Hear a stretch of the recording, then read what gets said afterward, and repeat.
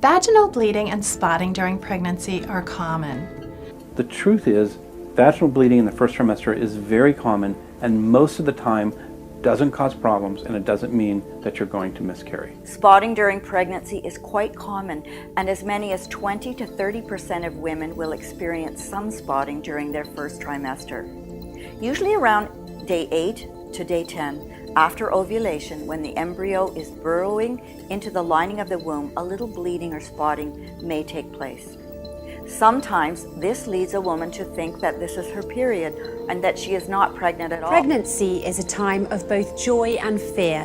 While we revere the miracle of life showcased in all its glory, it's also incredibly complex and not without risk. Today we're going to take a closer look at the reasoning and scientific facts behind why the Holy Quran has specific stated periods of waiting for women to not begin another sexual relationship after separation, divorce, or the death of their husband. And it has a lot to do with pregnancy. First, a few scientific facts about the female reproductive system, spotting and perimenopause. Spotting is the term used when a woman experiences vaginal bleeding, usually associated with her monthly period or menstrual cycle. Normally, spotting occurs at the beginning and end of the menstrual cycle, and in most cases, it is a sign that the woman is experiencing a normal cycle and is not pregnant. However, approximately 20 to 30% of the time, spotting is actually caused by pregnancy in the first trimester, usually between 4 to 8 weeks after a woman has become pregnant. This leads to a very common and very dangerous misconception that the woman is not pregnant when in fact she is indeed with child. Another scientific fact concerns women as they age and approach menopause. When this happens, a woman stops ovulating, after which becoming pregnant is no longer possible. However, there is a state called perimenopause where women can experience a lessening in frequency of their menstrual cycle but can still become pregnant. Women in perimenopause may think they cannot get pregnant, but they indeed can and sometimes do get pregnant, even though they believe that their menstrual cycle has stopped completely. Okay, now that we've taken a look at some scientific facts about a woman's menstrual cycle, spotting and perimenopause, let's take a closer look at what the Holy Quran states. Firstly, for women who have separated from their husbands or have recently divorced their husband, the Holy Quran states that divorced women should keep themselves in waiting for 3 menstrual periods.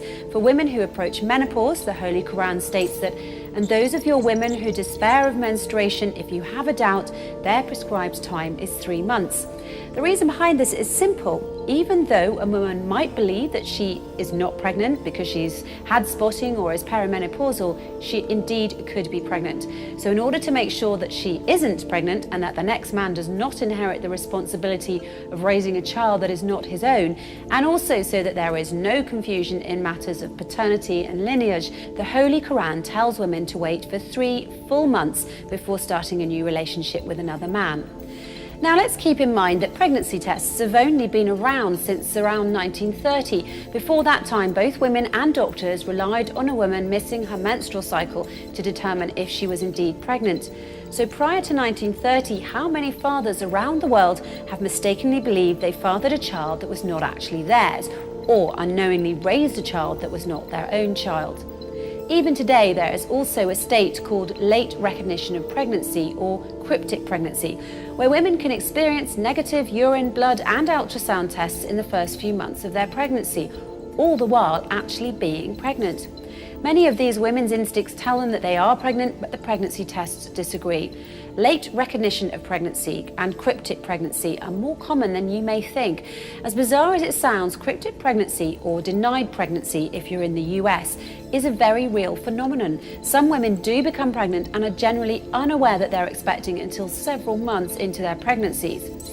According to Jenkins et al. In the 2011 Journal of the Royal Society of Medicine, a German study suggested that the incidence of late recognition of pregnancy was 1 in 475.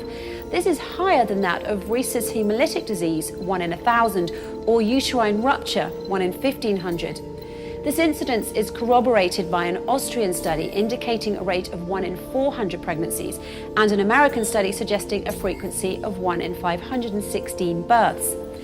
In the case of a woman who has lost her husband due to his death, the length of the waiting period set by the Quran is even a bit longer, and this is for a scientific reason as well. First, the Quran states that, "And those of you who die and leave wives behind them, they shall wait for 4 months and 10 days. It turns out there's a very good reason for the precise time period given. It's not a random number by any means. Amazingly, even though the Holy Quran was written 1400 years ago, the time of 4 months and 10 days, almost 130 days, is exactly when all of the physiological transitions required for a successful pregnancy occur, including the HCG hormone, a very important hormone for pregnancy, reaching peak levels and then declining and leveling off for the remainder of the pregnancy, and when the placenta becomes the primary source of estrogen and progesterone for the developing baby. As stated by Wang and Zhao in 2010 in their book Vascular Biology of the Placenta, and Loudermilk et al. In 2014 in their book Maternity and Women's Healthcare, the 11th edition.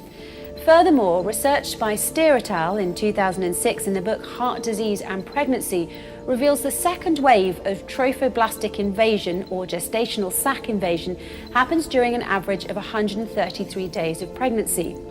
This trophoblast invasion extends more deeply to involve the myometrial part, the muscular part of the uterine spiral arteries. So essentially, after this time, 4 months and 10 days, the chance of a pregnant woman having a normal miscarriage is very low.